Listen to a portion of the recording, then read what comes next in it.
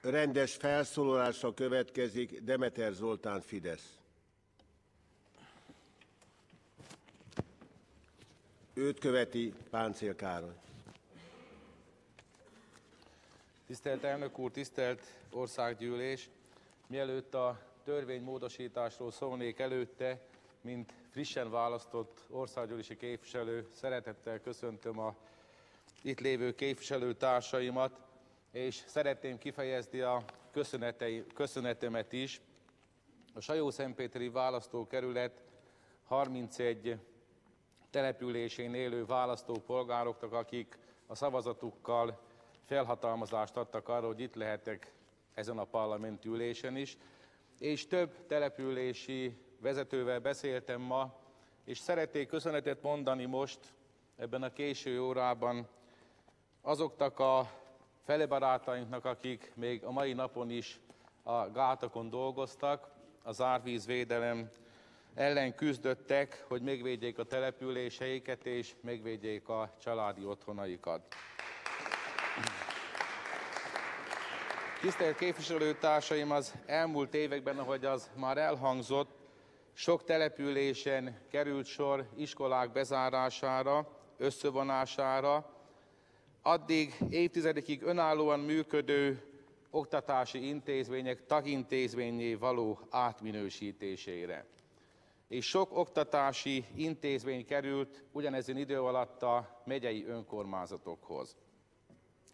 A nehéz helyzetbe került önkormányzatok az állami normatívák csökkenésére, a finanszírozás átalakítására nem is adhattak más választ, mint az említett lépések valamelyikét. Emlékszem, mint polgármester, az akkori kormányzat prominensének arcpirító mondatára, ön az miniszter úr, aki azt mondotta, hogy az iskolákat a településeken nem a kormány záratta be, hanem a helyi önkormányzatok képviselő testületei döntöttek így.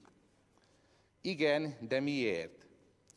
Vajon hogyan lehetett volna másképpen dönteni egy településért felelősséget érző képviselőtestületnek, amikor az iskolák fenntartása mind törvényileg, mind pedig anyagilag lehetetlenné vált az önök kormányzás idején a kis településeken. Meggyőződésem, hogy a jelenlegi közoktatásról szóló törvény is oka volt annak, hogy ezekben a folyamatokban nem tudtak az egyházak, mint lehetséges iskola fenntartók nagyobb szerephez jutni. Hiába illeti meg a szülőket az az alkotmányos jog, hogy a gyermeküknek adandó nevelést megválasszák, amely természetesen a vallásos nevelést is jelenti, ha nincs meg a lehetőségük, hogy a lakóhelyükön vagy annak közelében találjanak például egy olyan egyházi iskolát, ahol szívesen tanítatták gyermeküket. A Borsod-Gömöri Református Egyházmegye épp ezekben a hónapokban folytat tárgyalásokat a kazincbarcikai önkormányzattal egy református általános iskola indításáról, mert olyan nagy igény van a városban és a környező településeken egy egyházi oktatási intézményre, hogy magas tanulói létszámmal tudna indulni és működni egy ilyen iskola. Az emberekben igenis növekvő bizalom van az egyházi oktatás, az egyházi iskolákban folyó nevelő munka iránt. A közoktatási törvény általunk módosítani kívánt szakaszait éppen azt célozzák meg, hogy megkönnyítsék azt a folyamatot, hogy az önkormányzatok az oktatási intézményt átadhassák az azt működtetni kívánó egyházaknak. Hiszen a változtatni kívánt részei a közoktatási törvénynek olyan fékeket jelentenek, amelyek meg is hiúsíthatják adott esetben az egyébként meglévő szándékot. És konkrét példa volt erre Borsod megyében az elmúlt évben, ahol egy települési önkormányzat, Zádorfalva, ahol nehéz anyagi helyzetük miatt nem tudták tovább vállalni az iskola fenntartását, és ahol megvolt a szándék is az egyik történelmi egyházzal a megállapodásra, éppen a tárgyalások során szembesültek azzal a ténnyel, hogy 3 évig, illetve a legutóbbi módosítás nyomán már 5 évig gyakorlatilag az önkormányzatnak kell fizetni a kiegészítő normatívát. És ezt nem tudta vállalni a jelentős forráshiánnyal küszködő önkormányzat képviselőtestülete. Amennyiben az egyoldalú nyilatkozattétel joga a megfelelő feltételek mellett azonnal megtehető lett volna, és már az új tanévtől a központi költségvetés terhére kerül kifizetéssel kiegészítő támogatás, akkor már egyel több egyházi iskola működne Borsod megyében, de minden bizonnyal még több az országban. A másik rendelkezés pedig, amelyet javaslunk kivenni a törvényből, az, hogy a kiegészítő támogatás összegébe be kell számítani a helyi önkormányzat és a társulás által az egyházi jogi személynek a közoktatási feladatellátáshoz kapcsolódóan, illetve az egyházi jogi személy fenntartásában működő nevelési, oktatási intézménynek a működéshez és a felújításhoz bármilyen formájában nyújtott támogatást. Maga a támogatás válik ezzel értelmetlenné, hiszen nem tudja funkcióját, nem tudja a célját elérni, akkor, hogyha a támogatás levonható a kiegészítő normatívából.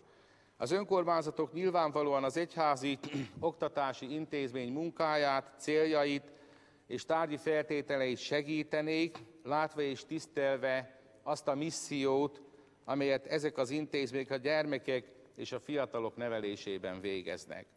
Csak akkor lehet értelme a támogatásnak, ha az ténylegesen pluszt jelent az érintett intézményeknek.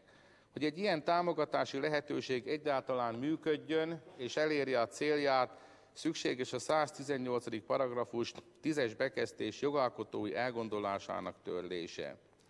Tisztelt Ház, ezek a lépések elengedhetetlenül szükségesek ahhoz, hogy ahol önkormányzati oktatási intézményt szeretnének valamelyik egyházi fenntartónak átadni, mert az önkormányzat érdeke és az egyházi oktatás lehetősége találkozik, ott ne legyen ennek anyagi természetű, az addigi fenntartót érintő akadálya. Ha pedig egy önkormányzat támogatásra méltónak ítél egy egyházi oktatási intézményt, és esetleg van lehetősége adni, akkor ez valóban többletforrásként jelentkezzen az egyházi fenntartó számára. Én azt gondolom, hogy közös felelősségünk a jövő nemzedékének az oktatása, nevelése. Sajnos a túl liberalizált oktatáspolitikának már most láthatjuk a negatív következményeit, és én azt gondolom, hogy az egyházi iskolák komoly szerepet töltenek és tölthetnek be az ifjúság nevelésében, és ugyanakkor kézzel fogható a társadalomban az igény, hogy változtassunk az oktatáspolitika más területein is. Ezek a törvénymódosítások első lépések lehetnek ezen az úton, és ezért kérem a tisztelt képviselőtársaimat, hogy támogassák a közoktatási törvény javasolt módosításait. Köszönöm szépen!